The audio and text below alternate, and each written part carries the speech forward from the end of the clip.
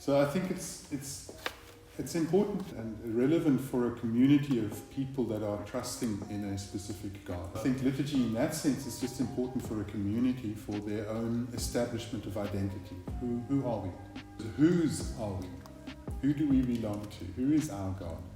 So we trust in God, we follow Jesus, God's only Son. We believe that what happens when we gather in the ecclesia, in that called together group of people that are going to talk to each other, discern with each other what life is going to be about, they're going to say, this is relevant for our lives. This is where we are going with our lives.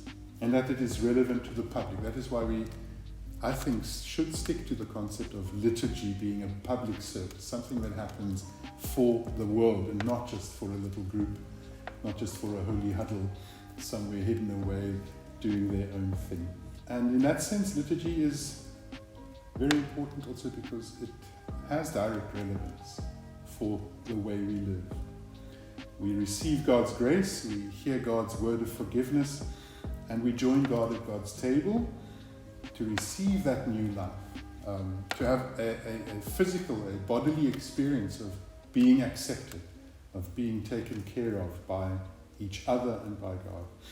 And in that sense, liturgy, I think, is something that we should continue having in whatever form. We'll talk about that later. But remembering that it's not something private, that it's not something that just me and God can sort out for ourselves, as it sometimes in the individualistic world is sometimes understood nowadays.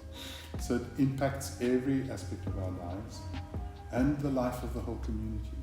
So finding identity, finding out who we are is, I think, the main reason why we still have a liturgy, why we celebrate divine services, as it is also called, to find the way forward together as a community. If we were just individuals living our life of faith in God on our own, then of course such a thing as a liturgy is not necessary. Then you can just go for a walk in the woods and sort things out with God.